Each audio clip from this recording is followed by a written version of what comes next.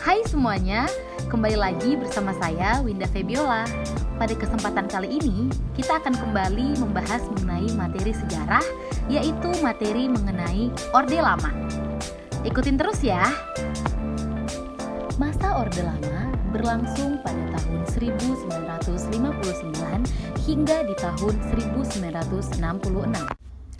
Eits, tunggu dulu. Sebelum kita lanjut, jangan lupa untuk subscribe channel ini ya.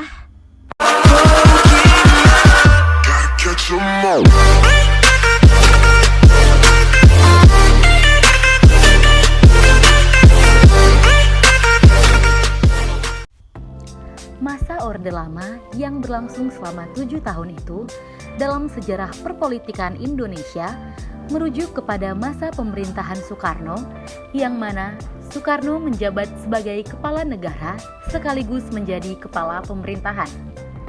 Maka dari itu, pemerintahan pada masa ini dikenal dengan sistem pemerintahan demokrasi terpimpin. Demokrasi terpimpin adalah hasil dari keluarnya dekret presiden pada tahun 1959.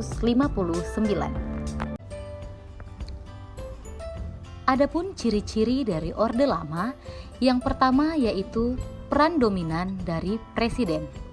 Yang kedua, terbatasnya partai politik. Yang ketiga, berkembangnya pengaruh komunis. Yang keempat, meluasnya peranan ABRI.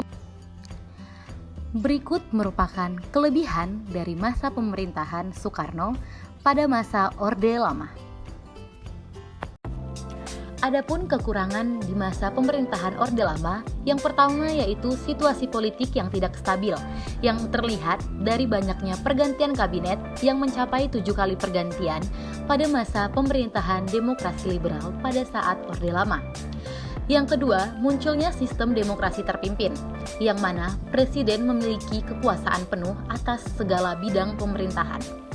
Yang ketiga, adanya ideologi yang saling bertentangan di antara ketiga partai besar pada masa itu. Yang keempat, adanya penyimpangan dari Pancasila dan Undang-Undang Dasar 1945. Pada masa demokrasi terpimpin, terjadi konflik antara Angkatan Darat, Presiden dan juga Partai Komunis Indonesia yang mencapai puncaknya pada peristiwa yang kita kenal sebagai Gerakan 30 SPKI atau G30 SPKI pada 30 September 65.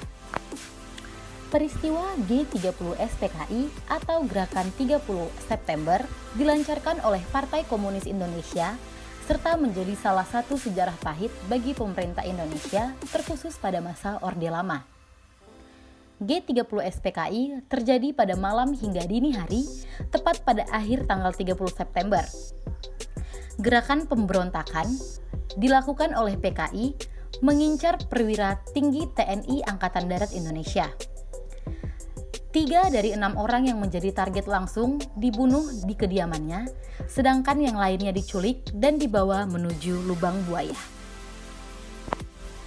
Berikut merupakan lubang buaya, tempat di mana para jenderal dimasukkan saat telah dibunuh. Selanjutnya ada Kabinet 100 Menteri. Kabinet ini juga dikenal sebagai Kabinet Dwi Kora II, merupakan kabinet yang dibentuk Presiden Soekarno sebagai respon dari Tritura atau 3 tuntutan rakyat yang terjadi akibat pembunuhan para jenderal Angkatan Darat pada peristiwa Gerakan 30 September di tahun 1965. Meskipun demikian, masa pemerintahan Soekarno banyak meninggalkan pembangunan-pembangunan yang sangat berguna dan menjadi ikonik bagi negara. Pembangunan-pembangunan tersebut dikenal sebagai proyek mercusuar, yang mana hal ini dilakukan untuk memfasilitasi Ganevo yang merupakan pesta olahraga negara-negara berkembang, dan Indonesia menjadi tuan rumah, serta hal ini dilakukan untuk mendapatkan perhatian dari peserta luar negeri. Yang pertama yaitu pembangunan Gelora Bung Karno. Gelora Bung Karno ini dibangun guna menjadi tempat untuk pelaksanaan Ganevo. Selanjutnya pembangunan Hotel Indonesia, yang mana pembangunan ini dimaksudkan untuk tempat bagi para peserta dari luar negeri untuk dapat tinggal dan beristirahat semasa pesta olahraga berlangsung. Selanjutnya yaitu Jembatan Semanggi. Selanjutnya, pembangunan Monumen Nasional Indonesia. Inilah lingga yoni, simbol hubungan sakral antara laki-laki dan perempuan, yang menjadi salah satu unsur khas di banyak candi peninggalan leluhur Nusantara.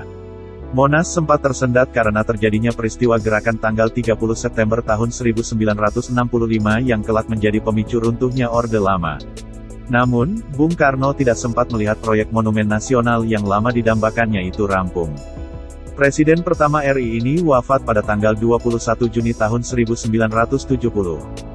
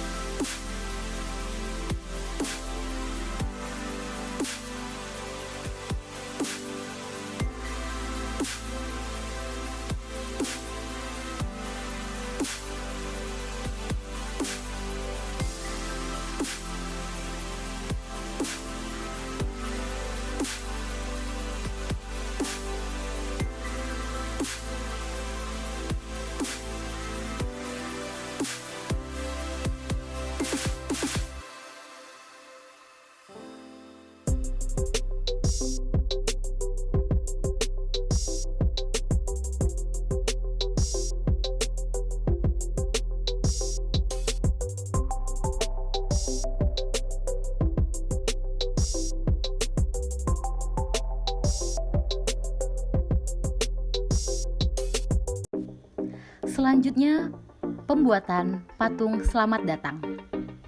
Patung ini berada tepat di seberang Hotel Indonesia. Selanjutnya, pembangunan Kompleks Perbelanjaan Sarinah.